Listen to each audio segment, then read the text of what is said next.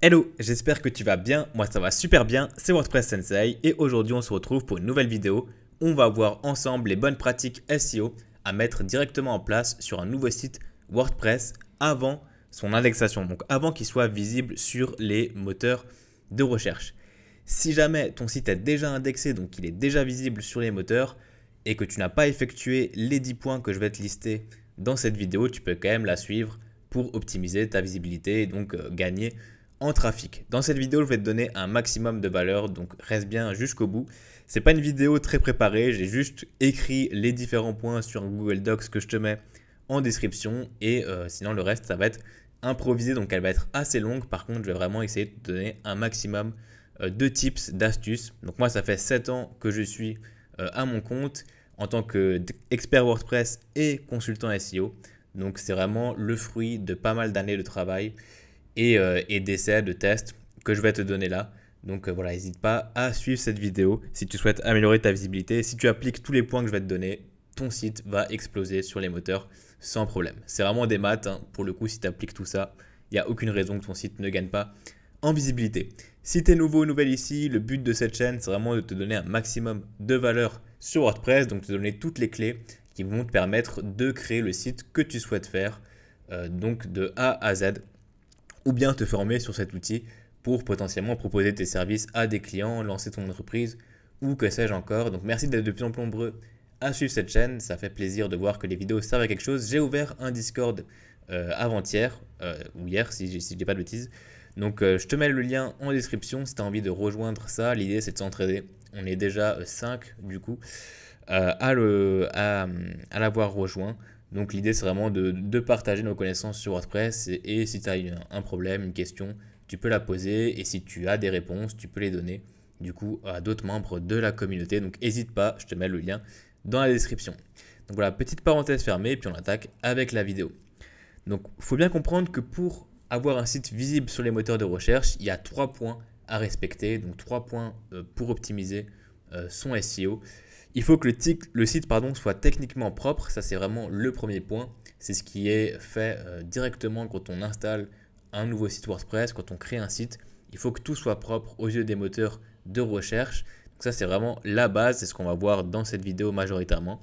Le deuxième point, c'est de publier du contenu de qualité en quantité. C'est important que les deux soient, donc vraiment que la qualité soit présente et que la quantité également soit présente. Si vous avez un site de 3 pages, vous allez avoir du mal à le voir sur les moteurs de recherche et donc à gagner en visibilité.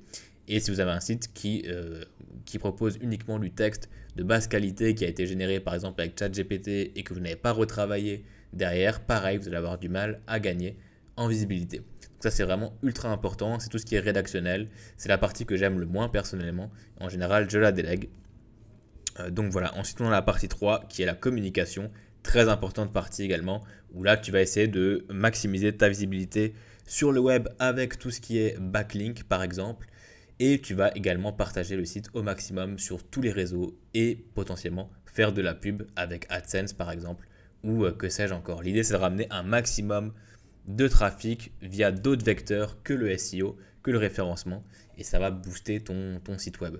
Et si tu appliques ces 3 points, tu vas gagner en visibilité, il n'y a aucun doute là-dessus, et c'est un peu ce qu'on va voir du coup dans cette vidéo parmi les 10 points que je vais te lister. Donc la première des choses à faire selon moi quand tu installes un nouveau site WordPress, quand tu crées un nouveau site web, c'est de configurer les permaliens, de faire attention aux traductions et de nettoyer le back-office. Donc on va voir ça directement sur une nouvelle installation que je viens de créer. Donc là on est vraiment sur un site vierge WordPress, on part de zéro. Et donc moi ce que je te conseille, c'est directement après avoir installé WordPress, tu vas dans Réglages, Lecture et tu coches la case Demander au moteur de recherche de ne pas indexer ce site. Alors pourquoi? En fait moi j'aime bien indexer un site web uniquement quand il est optimisé de A à Z pour le référencement. Donc quand techniquement il est propre et il est prêt à être envoyé sur les moteurs. Comme ça, directement, les robots comprennent que le site est bien structuré, donc qui répond à leurs demandes, plutôt que de voir un site évoluer au fur et à mesure et partir d'une base qui n'est pas saine. Ça va vous faire gagner pas mal de temps dans votre visibilité web. Croyez-moi, ça fait des années du coup que je travaille là-dedans et je vous conseille vraiment d'envoyer un site web directement propre plutôt que de le laisser s'indexer quand vous travaillez encore sur sa structure. Donc, cochez cette case-là, enregistrez les modifications. Là, ce que ça va faire, c'est que ça va ajouter une balise noindex sur votre site web. Donc, si vous faites un clic droit inspecter et que vous cherchez noindex, vous verrez qu'il y a une balise noindex qui a été ajoutée. Ça permet simplement de dire au moteur de recherche que pour l'instant, on ne souhaite pas indexer le site, on ne souhaite pas le voir dans les SERP, donc dans les résultats des moteurs de recherche. Et ça permet de travailler tranquillement dessus avant de choisir quand on envoie. Et quand on enverra, ça sera un site vraiment propre. Donc ça, c'est pour moi la base. C'est dès que tu as installé WordPress, tu coches cette case-là. Et comme ça, tu peux travailler tranquillement dessus, prendre ton temps et choisir quand tu l'indexes. Ensuite, la deuxième chose à faire, c'est de vérifier les permaliens. Donc quand tu vas dans l'onglet permaliens, c'est là où tu vas pouvoir choisir la structure de tes liens, donc de tes URL. Et ça, c'est hyper important pour le référencement et aussi pour l'expérience utilisatrice. Parce qu'en fait, tu vois que de base, ça dépend de ton hébergeur, mais très souvent, tu vas avoir une structure de permalien qui est configurée sur simple. Et en fait, dans tes URL, tu vas avoir des ID. Par exemple, ici, point d'interrogation P pour page égale avec un ID, c'est l'ID de ta page. Et ça, c'est pas très propre ni pour les moteurs de recherche parce que ça apporte aucun mot-clé, ni pour l'expérience utilisatrice parce que l'utilisateur ne sait pas sur quelle page il a. Il a un ID avec des numéros dans l'URL, il ne sait pas où il se trouve exactement sur le site. Donc, c'est vraiment pas très propre pour ça. Donc là, l'idée, c'est de créer une structure personnalisée. C'est vraiment, selon moi, les URL les plus propres. Et là, tu cliques sur catégorie postname. Et là, qu'est-ce que ça va faire? Ça va tout simplement récupérer la catégorie du contenu si jamais il y a une catégorie, par exemple pour les articles. Et ensuite, ça va récupérer le nom de l'article ou de la page ou du contenu et te mettre ça directement dans l'URL. Donc au moins, tu auras des URL propres qui vont être composés des mots-clés que tu auras choisis dans les titres de tes publications. Donc ça, c'est la base. Tu configures ça comme ça et tu peux enregistrer les modifications. Et là, si je vais dans l'onglet article, catégorie, je vais te montrer quelque chose qui n'est pas très, très connu, mais c'est important de le faire. Là, de base, on a une catégorie qui s'appelle Uncategorized qui est du coup créée automatiquement ou non classée si tu as installé ton WordPress en français. Et cette catégorie-là, tu n'as pas envie de la voir sur les moteurs de recherche. On va voir plus tard comment la désindexer.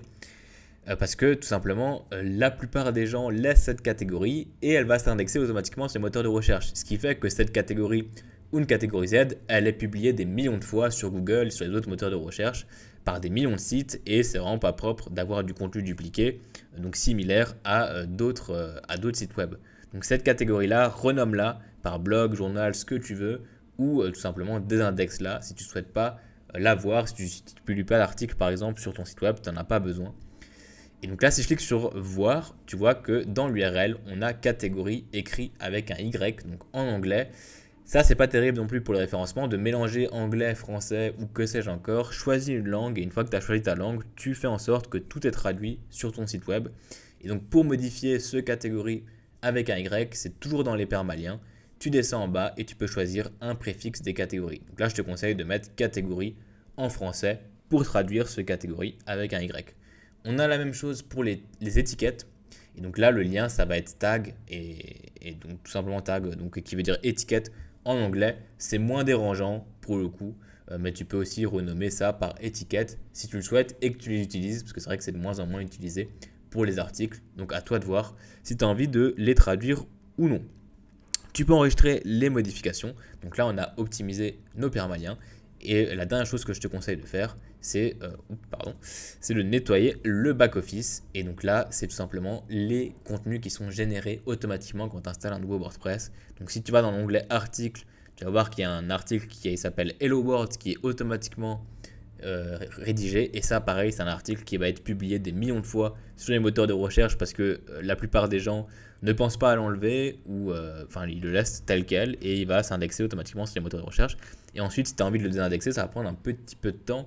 Et même, c'est pas très propre d'envoyer un site du coup avec ce contenu-là qui, en plus, est composé de textes qui va être dupliqué par des millions de fois sur le web. Donc, supprime directement ces articles, mets-le dans la corbeille, vide ta corbeille. Donc, renomme ensuite la catégorie par ce que tu veux ou désindexe-la. Donc, ça, on verra ça plus tard si jamais tu ne l'utilises pas. Dans l'onglet page, tu auras une page de politique de confidentialité qui va être créée. Attention à désindexer également plus tard. Et attention à évidemment changer son contenu. Donc voilà, et dans l'onglet extension, tu vas te retrouver très souvent avec une ou deux extensions qui sont installées de base par ton hébergeur, dont Hello Dolly, qui est une extension qui ne sert absolument à rien. Donc désactive-la, supprime-la et au moins tu seras tranquille. Donc attention à faire le tri dans tes extensions, ça permet de gagner de l'espace sur ton serveur et d'avoir tout simplement un site qui charge plus rapidement.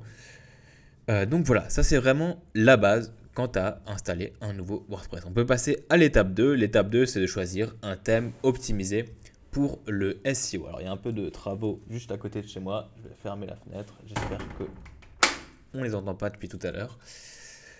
Donc voilà, l'idée, c'est de trouver un thème optimisé pour le SEO. Donc là, de base, tu as le thème de l'année qui a été conçu cette année par WordPress. Moi, ce que je te conseille, c'est que si tu utilises un thème gratuit, d'utiliser Hello Elementor, qui est selon moi le thème le plus propre si tu utilises Elementor comme page builder, parce qu'il va te permettre vraiment de s'adapter au plugin et tu vas pouvoir tout créer, le header, le footer et le contenu de ton site avec Elementor, donc choisir vraiment toute la structure de ton site web et donc tu vas avoir un site qui va être propre structurellement parlant et donc propre aux yeux des moteurs de recherche. Donc je te conseille d'installer Hello Elementor si tu veux utiliser un thème gratuit. Si tu utilises un autre thème, attention à l'analyser et à voir si la structure du thème est bien optimisée. Pour ça, tu as des outils comme WebRank Info H1. Tu tapes WebRank Info H1, je te mets le lien dans la description si jamais. C'est un site qui va te permettre d'analyser une structure de page. Tu peux envoyer du coup l'URL de la démo du thème et voir si la structure HN. Donc, il faut savoir que sur un site web, on a 6 niveaux de titres en HTML de H1 à H6. Donc, ça va te dire si tout est OK en termes de structure. Il va te donner ce que tu peux améliorer. Et donc, je te conseille, il y en a plein des outils comme ça. Il y a même des extensions Google. Moi, j'ai pris l'habitude de passer par celui-là, WebRank Info, qui est un forum sur le web et qui nous propose cet outil-là. Il y en a plusieurs de ce genre d'outils. Moi, j'utilise celui-là. Maintenant, tu utilises vraiment celui que tu veux. Et donc ça, c'est quand tu utilises un thème gratuit. Si tu utilises un thème payant, moi, je te conseille de passer par ThemeForest, qui est la plateforme la plus connue pour la vente de thèmes sur WordPress. Tu vas dans WordPress, Popular Item, et en général, les thèmes populaires ici sont relativement bien optimisés pour le SEO. Comme c'est les thèmes qui sont énormément vendus, ils font quand même un minimum attention à leur structure. Et si tu en prends un au hasard, par exemple Bridge, qui est très sympa visuellement, tu fais un CTRL F, tu tapes SEO et tu regardes si effectivement le site est optimisé. Là, ils te disent que effectivement il est optimisé pour le SEO. Donc là, on parle uniquement de la structure, mais ensuite, il y a évidemment tout ce qui va être données structurées. Donc JSON LD, j'en parlerai peut-être dans une nouvelle vidéo, mais c'est ce qui te permet d'avoir différents types de visuels, comme par exemple quand tu tapes recette de spaghetti sur Google, ce genre de visuel en position 0 où tu vas avoir la notation de la recette, le nombre d'avis, la durée, etc. etc. Bah ça va être avec des données structurées. Et si ton thème ne propose pas ce type de données, bah, il va falloir que tu le fasses toi-même avec des plugins ou à la main en code. Et ça va te prendre un peu de temps. Donc si ton thème est déjà optimisé pour ça, ça peut être bien pour gagner pas mal de temps. Donc vérifie bien ça et que le thème soit rapide également. Et ça pareil, te l'indique en général. Et tu peux vérifier tout ça très, très facilement. Ou en checkant les avis. Si tu regardes les avis du thème, tu as toujours les avis, hein, pour le coup, surtout sur des thèmes aussi vendus. Là, tu vois qu'il y a 6800 avis, 4,76. Bon, si le thème était vraiment très lent et avec un SEO éclaté, il n'aurait pas 4,76 de notation. Donc, regarde bien les avis, regarde bien les commentaires et si tu es OK avec tout ça, tu peux l'acheter et l'installer. Ça, c'est pour tout ce qui est thème payant. Donc, voilà pour les thèmes. Ensuite, la troisième étape, c'est d'utiliser un plugin SEO. Donc, pour ça, tu vas sur WordPress, tu vas dans l'onglet extension, tu cliques sur ajouter une extension. Tu tapes SEO. Qu'est-ce qu'un plugin SEO? C'est un plugin qui va te permettre de configurer tous les paramètres de base qui vont te permettre de gagner en visibilité facilement. On en a grosso modo 4 qui sont très connus: Yoast SEO, RankMath SEO, SEOPress et All-in-One SEO. C'est les 4 premiers qui ressortent. J'ai fait une vidéo où je te présente de A à Z Yoast SEO, Rank Math SEO et SEO Press. Les vidéos durent à chaque fois environ 1 heure. J'ai mis vraiment pas mal de temps. Donc voilà, n'hésite pas à les regarder. Choisis une extension, installe-la, regarde la vidéo et configure ton site web. Et je te mets pareil les liens dans la description. La vidéo d'All-in-One SEO arrive très bientôt. C'est le plugin que j'utilise le moins. C'est pour ça que je le maîtrise moins. Donc la vidéo met un peu plus de temps à être créée.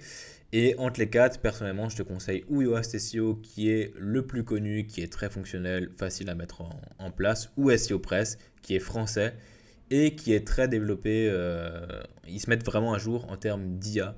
Donc voilà, il est très complet et il permet de gagner pas mal de temps aussi sur tes optis, notamment sur tout ce qui est structuration JSON-LD, donc ce qu'on a vu tout à l'heure par exemple pour les recettes. Donc voilà, c'est un très bon plugin. Bon, je te conseille un des deux et ça sera très bien. Tu l'installes, tu le configures. Donc là, je t'invite à regarder mes vidéos. Et même juste le fait de l'installer et l'activer, ça va déjà ajouter des optimisations, même sans rien faire. Donc voilà, tu en choisis un, tu l'installes, ce sera déjà très bien. Et ensuite, l'idéal, c'est de l'optimiser. Et donc, ce genre de plugin, ça va te permettre d'optimiser les métas. Ça, c'est ce qui est affiché sur Google, donc par exemple, ou sur tous les moteurs de recherche. On a à chaque fois une meta title et une meta description juste en dessous. Ça, tu vas pouvoir les personnaliser grâce à ce genre de plugin. Tu vas pouvoir optimiser tout ce qui est robot TXT. Ça, c'est pour tout ce qui est crawl de ton site web. Tu peux choisir les pages que tu ne souhaites pas que les robots de moteur de recherche crawl, comme par exemple les mentions légales ou justement la page d'article ou une catégorie Z par exemple. Et tu peux aussi choisir de mettre des balises non index avec sur tes contenus. Donc là, pareil, tu vas mettre tes balises sur la page de mention légale, sur la page de une catégorie Z, etc., etc. Tous les contenus que tu ne veux pas voir sur les moteurs de recherche. Ça va aussi ajouter automatiquement un sitemap sur ton site. Un sitemap, c'est un plan du site qui va indiquer au moteur de recherche comment est structuré ton site web. Et donc, ça aide au moteur à comprendre la structure de ton site et voilà, tout simplement à mieux le cerner et à mieux l'indexer. Alors c'était beaucoup utilisé à l'époque par les robots, aujourd'hui un peu moins, mais c'est toujours bien d'en avoir un. Et comme dit, ça dépend toujours du moteur de recherche, donc il suffit qu'il y ait un moteur de recherche un peu niché qui utilise encore les sitemaps, et voilà, ça t'a pris 2 secondes de l'installer et t'es tranquille. Ensuite, la quatrième étape, c'est de créer du contenu optimisé de qualité en quantité. Donc là, c'est ce qu'on disait tout à l'heure. L'idée, c'est d'uploader un maximum de contenu régulièrement, hein, pas tout d'un coup, mais régulièrement et en qualité. Donc attention à optimiser tes contenus avec le balisage HN. Donc ça, c'est tout ce qui est structuration de titres de H1 comme dit à H6. Tu passes pas d'un H1 à un H3, tu passes toujours par un H1, enfin par un H2 entre les deux. Je sais pas si je suis assez clair, mais c'est vraiment l'idée. Et par page, tu mets uniquement un H1 et pas plus. C'est vraiment le niveau de titre le plus élevé qui a le plus de puissance SEO. Il ne faut pas en mettre plusieurs par page. Et tu peux effectuer des analyses sémantiques pour améliorer ton contenu. Pour ça, j'ai plusieurs sites. Yoda Insight que je te conseille vraiment, qui est français et qui fonctionne très bien pour de la recherche de mots-clés. Il y a une partie gratuite, il y a une partie payante. Tu peux avoir quelques données quand même en gratuit. Là, tu peux analyser un site web ou dans Market Explorer, tu peux lancer tes recherches de mots-clés, d'expressions de recherche et il va te sortir à chaque fois le trafic, la concurrence et ce genre d'infos qui vont te permettre de choisir quels mots-clés tu vas utiliser ou non. Tu as Yoda Insight, tu as SEMrush qui est très connu aussi, qui te permet de faire pas mal d'analyses de mots-clés et pas que, il est très très complet pour le coup, par contre il est assez cher. Mais voilà, tu as des outils comme ça qui te permettent de faire ce genre d'analyse pour ton contenu. N'hésite pas à utiliser ChatGPT, je ferai peut-être des vidéos ou une autre IA qui te permettent de générer du contenu optimisé. Par contre, il faut quand même retravailler le contenu derrière. Si tu génères, que tu copies-colles, ça va pas marcher, ça va pas être terrible. Voilà. Et même, tu peux peut-être même être pénalisé en fonction de comment tu intègres tes contenus via ChatGPT, parce que les moteurs de recherche détectent de plus en plus si le contenu a été généré par IA ou non. Donc attention à ça. Retravaille tous tes contenus, même s'ils sont générés par IA. Ensuite, la cinquième étape, selon moi, c'est de créer un maillage interne. Un maillage interne, qu'est-ce que c'est? C'est tout simplement de mettre des liens entre tes pages qui redirigent vers tes pages. Et tu choisis une page principale qui est en général la page d'accueil, et c'est cette page-là qui aura le plus de liens redirigeant vers cette page. Donc un maximum de liens qui redirigent vers la page d'accueil et voilà, des liens qui redirigent par-ci, par-là dans ton site web. C'est très important de faire ce genre de choses. Et donc, je t'invite à le faire. Ça, tu peux le faire, peu importe le page builder que tu utilises. Ensuite, ajouter des balises alt. Alors, j'ai mis balises, mais c'est attributs en fait. Attributs alt et title. Donc, les attributs alt, c'est tout ce qu'il y a dans média. Donc, si tu vas dans tes images, normalement, tu as cette vue, tu cliques sur ton image, tu vois que tu as une option texte alternatif. Et là, c'est ta balise alt. Enfin, tu as ton attribut alt, j'ai toujours balise, mais c'est un attribut. Tu peux le compléter ici avec des mots-clés. Attention à ne pas bourrer tes images de mots-clés. Et le but de cet attribut, c'est d'indiquer au moteur de recherche de quoi parle ton image, parce qu'ils n'ont pas de yeux comme nous. Et donc, ils ont besoin de quelques mots-clés pour comprendre à quoi sert cette image, pourquoi elle est ici, etc. etc. Donc, mets quelques petits mots-clés. Et ça, fais-le sur toutes tes images principales, pas forcément sur toutes tes images. Mais fais-le, ça sera important pour le SEO. Ensuite, tout ce qui est attribut title, c'est exactement la même chose, sauf que c'est pour les liens. Et donc là, tu peux le faire dans tes liens sur ton page builder directement. Si jamais tu tapes attribut, comment ajouter attribut title sur lien, voilà, et tu as la réponse. Tu vois qu'en HTML, tu as ce qu'on appelle des balises A, et ensuite, voilà, tu peux ajouter tout simplement un attribut title en tapant title égale, tu ouvres les guillemets et ensuite tu mets ce que tu veux comme texte. Donc là, typiquement pour un lien, on pourrait mettre title égale, voilà, retour à l'accueil. C'est un exemple. Et tu vois qu'ici, il te présente aussi les alt, c'est exactement le même principe, sauf que ça se fait automatiquement via WordPress. Par contre, les titles, tu vas devoir les mettre à la mano en général.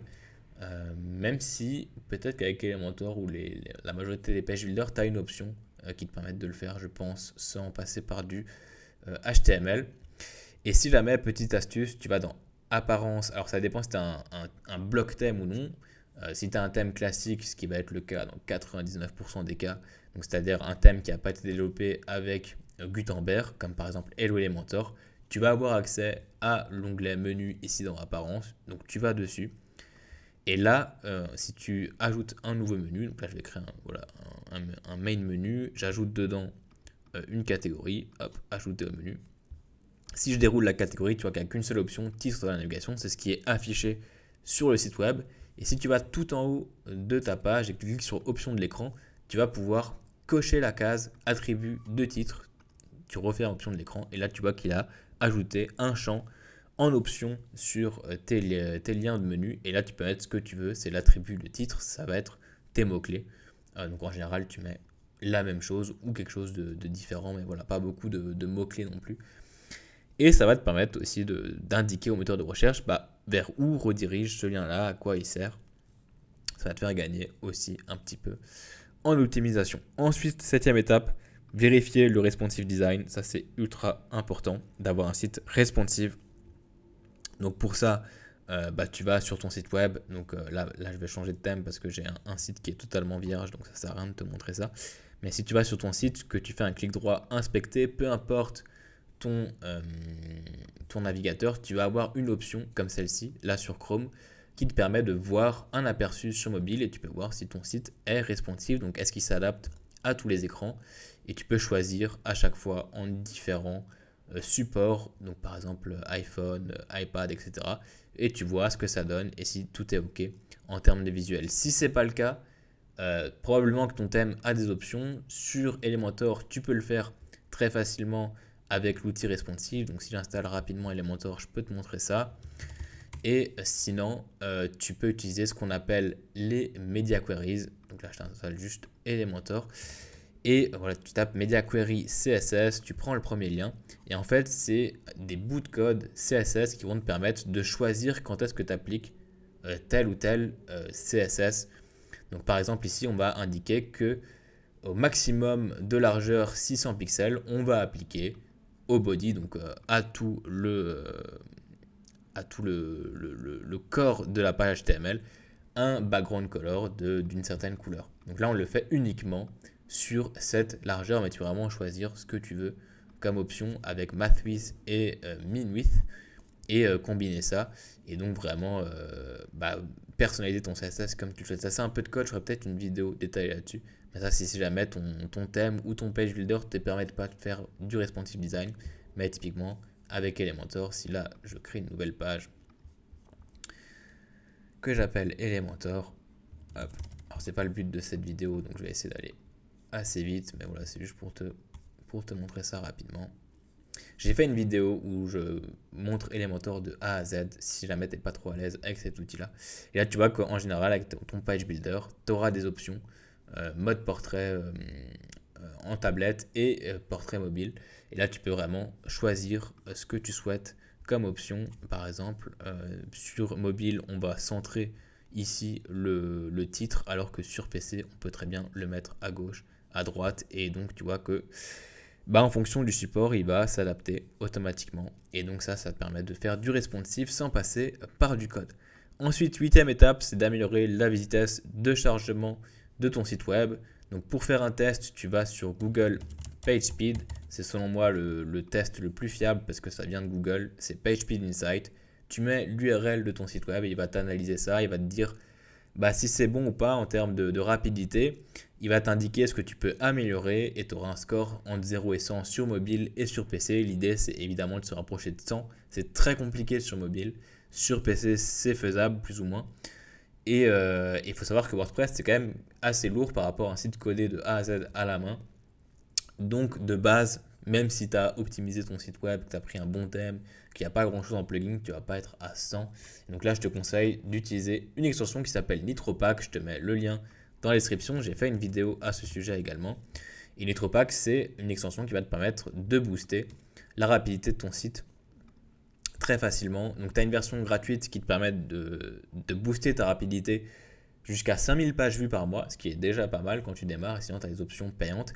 Tu as juste à l'installer, à l'activer et automatiquement, il va booster ton site web en combinant les fichiers JavaScript, en combinant le CSS, en ajoutant du cache, etc. etc. Tu vas facilement passer de 40 sur 100 à 80-90 sur 100 sans problème sur PageSpeed, juste en installant et juste en l'activant. Donc voilà, ça marche très très bien. Il est très très bien ce plugin. Je te le conseille vraiment. Et ça, tu peux l'installer sur tous tes sites web. Donc voilà, ça te prend vraiment 2 secondes et tu gagnes en rapidité. Tu vas être plus apprécié des moteurs de recherche. La 9e étape, c'est d'installer Google Analytics 4 et la Search Console. Qu'est-ce que c'est? C'est tout simplement les outils qui vont te permettre d'avoir des statistiques précises sur ton trafic. Donc je te conseille vraiment de créer un compte Analytics. J'ai fait une vidéo où je te montre comment le faire et comment connecter Analytics à WordPress. Et ensuite, la Search Console, ça va être très facile à connecter. Une fois que tu as connecté GA4, il fait automatiquement le lien via GA4 et il va t'installer la Search Console. La Search Console, c'est plus pour voir qu'est-ce que les gens tapent sur Google pour tomber sur ton site web. Alors que GA4, ça va être combien de temps les gens sont restés sur telle ou telle page, d'où proviennent-ils, voilà, quel âge ils ont, quel support ils ont utilisé, etc., etc. Ce genre de données. Et si tu ne traques pas ton trafic, tu ne peux pas améliorer ton référencement parce que tu n'as aucune donnée, tu ne sais pas ce que tu dois modifier sur ton site web pour améliorer sa visibilité si tu n'as aucune donnée. Donc je te conseille vraiment de l'installer, ça prend pas beaucoup de temps et au moins tu auras des données à exploiter. Ensuite, même si tu ne sais pas les exploiter, si tu réfléchis un tout petit peu en te baladant dessus, tu vas trouver des solutions d'optimisation assez facilement quand même. Et sinon, tu peux toujours confier ça à quelqu'un. Donc voilà, je te conseille de l'installer directement. Et par contre, si tu le fais, il faut bien mettre un bandeau de cookies RGPD pour indiquer que tu utilises ce genre d'outil. Ce qui n'était pas le cas à l'époque, mais maintenant avec les normes RGPD, on doit indiquer tout ça avec un bandeau de cookies. J'ai fait une vidéo où je te montre. Alors si jamais je le mets aussi en description, là comme ça tu as l'info. J'ai fait une vidéo où je te montre comment ajouter un bandeau facilement de cookies. Donc voilà, pour moi c'est vraiment important de le faire. Et en plus, comme c'est des outils Google, Google il apprécie que tu utilises ces outils. Donc il va forcément apprécier que tu aies installé ce genre d'outils sur ton site web et ça va aussi un peu t'aider pour le référencement. Ça, ce genre de choses, c'est on y croit, on n'y croit pas. Moi, je pense qu'il y a quand même de ça. Google préfère que tu utilises ces outils que plutôt d'autres outils d'analyse. Donc voilà. Ça, c'est pour tout ce qui est analyse de données. Ensuite, tu peux aller encore plus loin, outre le SEO, en travaillant ton UX design. Ça, c'est pas du tout mon métier, mais tu peux le faire avec des cartes de chaleur, par exemple, et aller encore plus loin dans l'analyse de données. Si jamais, voilà, petit tips. Ensuite, la 10e étape, c'est de lancer l'indexation. Donc, une fois que tu as tout fini, une fois que tu as un minimum de contenu, pas forcément énormément de contenu, mais voilà, que tu as entre 5 et 10 pages sur ton site web et que tu es prêt à l'envoyer, donc que tout est optimisé, qu'il est structurellement parlant propre, tu peux aller dans Réglages, Lecture et décocher cette case-là, enregistrer les modifications, et puis là, ça va envoyer ton site sur les moteurs de recherche. Ça va prendre un petit peu de temps, c'est normal au début, et ensuite, une fois que ça sera indexé, bah, au moins toutes tes pages, tout ton contenu sera clean aux yeux des robots, et tu pars sur de meilleures bases. Et comme dit, si tu as déjà indexé ton site web, c'est pas grave, hein. Si tu appliques tout ce que je t'ai mis là, tu vas gagner en visibilité. Et ensuite, dernier conseil, c'est évidemment d'ajuster ton optimisation dans le temps et de continuer à uploader du contenu régulièrement, en quantité, en qualité. Et donc voilà, si tu fais tout ça, donc pour ajouter l'optimisation, il faut évidemment analyser ce que tu vas recevoir comme données dans GA4 et la Search Console pour ajuster au fur et à mesure. Si tu fais tout ça, il n'y a aucune raison que ton site web ne gagne pas en visibilité. C'est des maths, c'est aussi simple que ça. Si tu respectes ces 3 règles ici que je t'ai mis en haut et que tu optimises au moins un minimum tout ça, c'est 10 points. Il y en a encore d'autres, évidemment. Là, je t'ai mis les 10 meilleures pratiques à appliquer directement sur ton site web. Après, tu peux aller encore plus loin. Ah, j'ai oublié de te dire, lancer l'indexation, mais aussi partager le site au maximum. Donc, ajouter ton site sur un maximum de sites web externes, donc ajouter des backlinks, ça tu peux le faire avec des sites partenaires, avec des sites qui sont dans ta niche, qui peuvent du coup, ton site peut potentiellement intéresser leur communauté. Si c'est le cas, n'hésite pas à leur envoyer un message. Parfois c'est payant, ça peut te coûter un petit peu, mais ça vaut vraiment le coup. Ça va te permettre d'augmenter ton Trust Flow et ton Citation Flow, qui sont des données sur ton nom de domaine. Donc voilà, si jamais je ferai peut-être une vidéo là-dessus parce que c'est intéressant. Et n'hésite pas à le partager sur tous les réseaux, Instagram, Facebook, tous les réseaux que tu utilises, LinkedIn. Ça va aider aussi à ta visibilité parce que ça va générer du trafic et donc forcément ça va être apprécié des moteurs de recherche. Et potentiellement, tu peux aussi utiliser la pub, notamment AdSense, pour le démarrage de ton site. Ça permet aussi de booster un peu tout ça et d'accélérer le processus d'indexation. Donc voilà, j'espère que cette vidéo t'aura servi. N'hésite pas à la partager si tu penses qu'elle peut aider quelqu'un qui galère justement à avoir de la visibilité sur Google ou sur les autres moteurs de recherche. Là, j'ai essayé de te donner un maximum de valeur. Je ferai peut-être d'autres vidéos sur le SEO si ça t'intéresse, un peu plus poussées, où on rentre en détail sur chaque point. Donc voilà, parce que je maîtrise plutôt bien le sujet, donc pourquoi pas te le proposer. Et ça reste dans le cadre de WordPress. Donc voilà. Merci d'être de plus en plus nombreux à suivre cette chaîne YouTube. Ça fait plaisir. Moi, je te souhaite une très bonne journée. Ah oui, tu as le lien du Discord hein, si jamais tu as des questions ou que tu veux échanger avec la communauté. C'est avec grand plaisir. Et puis moi, je te souhaite une très bonne journée, une très bonne soirée en fonction de l'heure à laquelle tu as regardé cette vidéo. Et puis je te dis à très bientôt pour un prochain tutoriel sur WordPress, sur le SEO ou sur l'entrepreneuriat ou que sais-je encore. Bye!